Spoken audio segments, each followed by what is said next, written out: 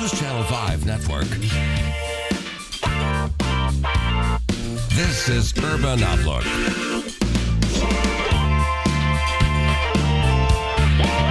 Hello and welcome to Urban Outlook. I'm April Eaton. Thank you so much for being here today.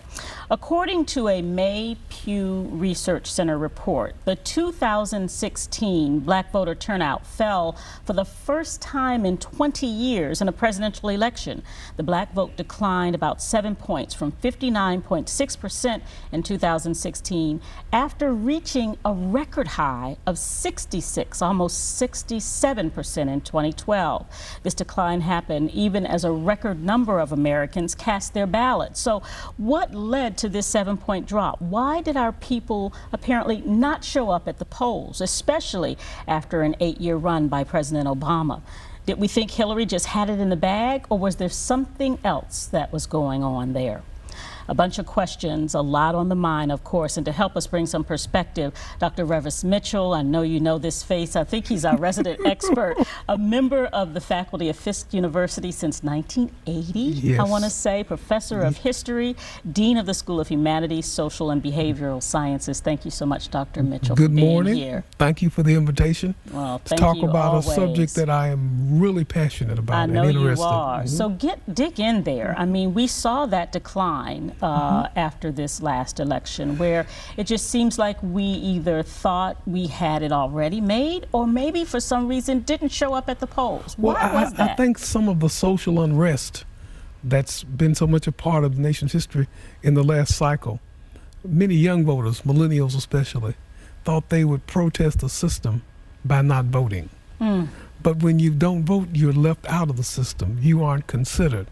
Then there's some discussion of whether the Russian meddling, hacking got as far as our communities, because there were some social websites, some social centers among the young voters who were protesting the vote.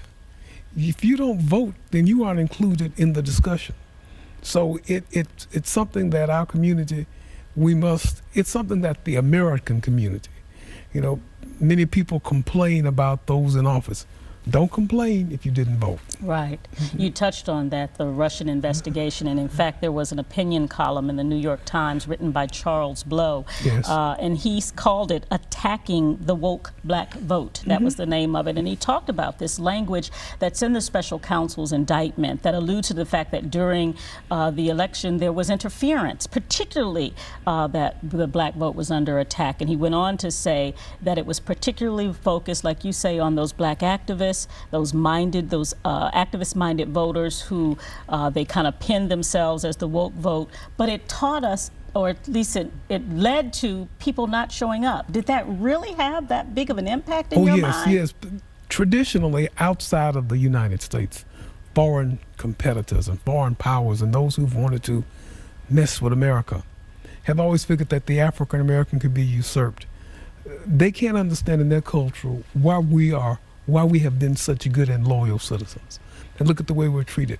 During the height of the communism and the Red Scare, it was thought that African Americans be brought in and divided from the country. Now the mindset among those hacking outside is that they could disrupt America because my people would be a targeted group. They should be dissatisfied. They're protesting. All you got to do is make them think that the height of protest is not voting. And that wasn't right. You can see those numbers in decline haven't in any way changed the social fabric, hasn't addressed the problems that face African Americans. I was disappointed. I thought that social activism, I thought the Me Too movement, I thought of Black Lives Matter, I thought that could be translated into voting rights. Into the power of voting and exercising that right. I spoke to several groups and I've advocated and I've said, now that you're organized, let's have someone here doing voter registration. That's the truest sense of the community.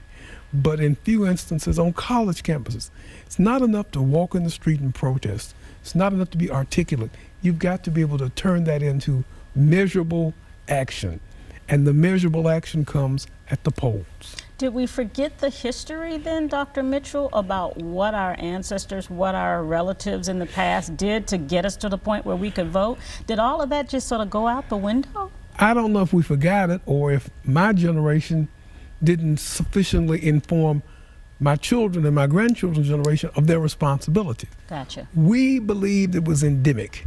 We believed, since we had been through the struggle for civil rights and been through the struggle for voting rights, that our children will follow through. Yeah. It's especially disappointing on a college campus to hear millennials not support the idea of voting.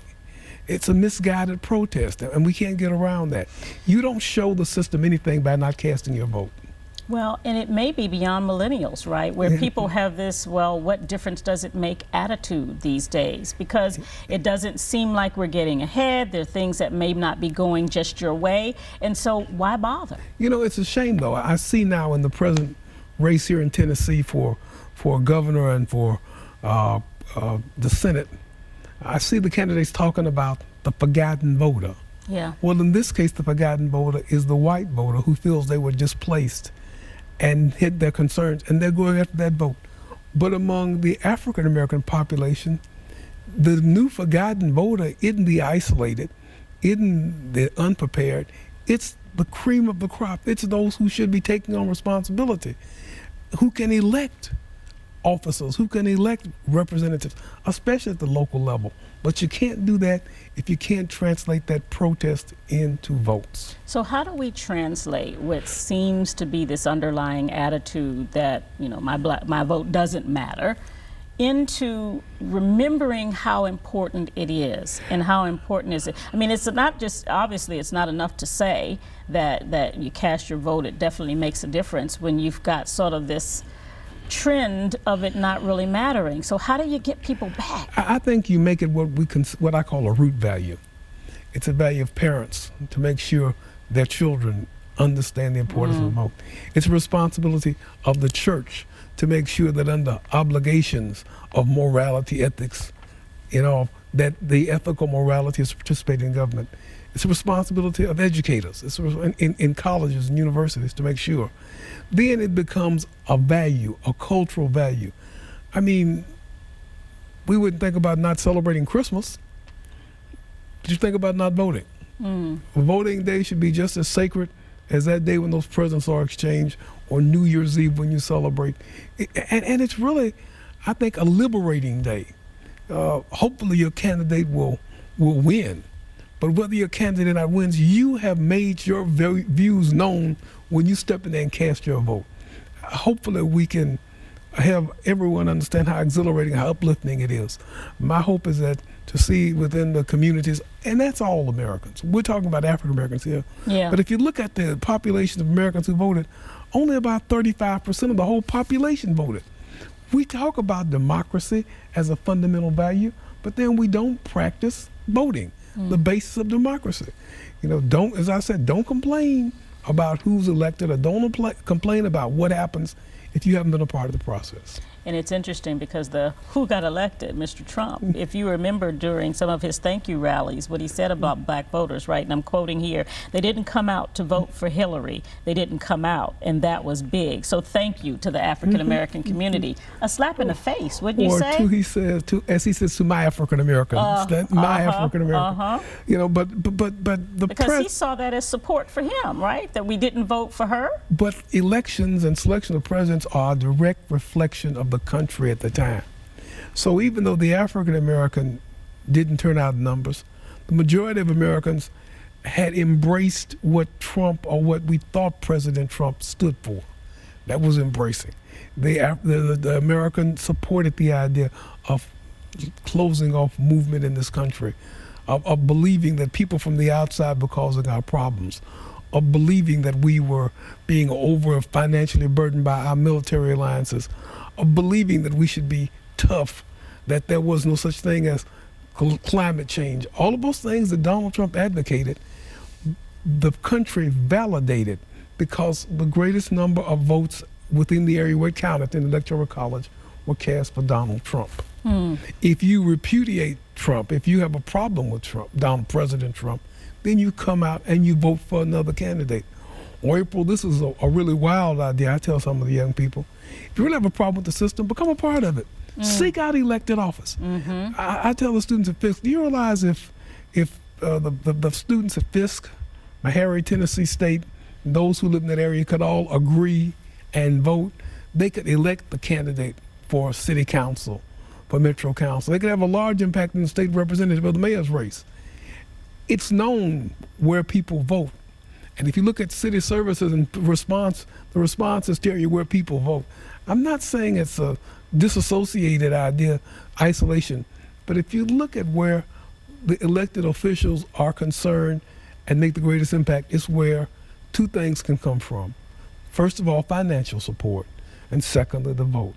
The other thing that we as a country must do, we must consider greater participation in financing elections.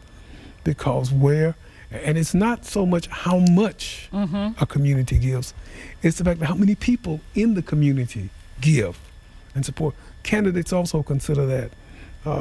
This whole election process and governing isn't accidental. It's much a political science. We have to understand that. And money and votes have influence. If you want influence, that's how. Not by how many times you're seen protesting or burning flags or stopping cars. That has shock value, but it really hasn't brought great about change.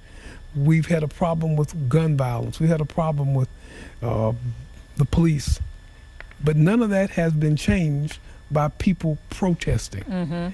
It's given momentary shock, but not true change. Change comes when city councils, state legislatures, and U.S. Congress take action based upon those we elect.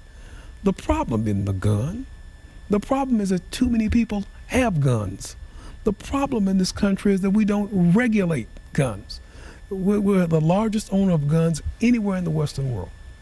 We wonder why there's gun violence. Because so many people have so many guns. Because the police have so many guns. But until we have legislative officers, until we elect people to change that, you're going to keep on having violence. Let's take a quick break, Dr. Mitchell, and when we come back, talk a little bit about more of those issues and more of sort of next steps for us when we talk about Black vote. We'll be right back after this.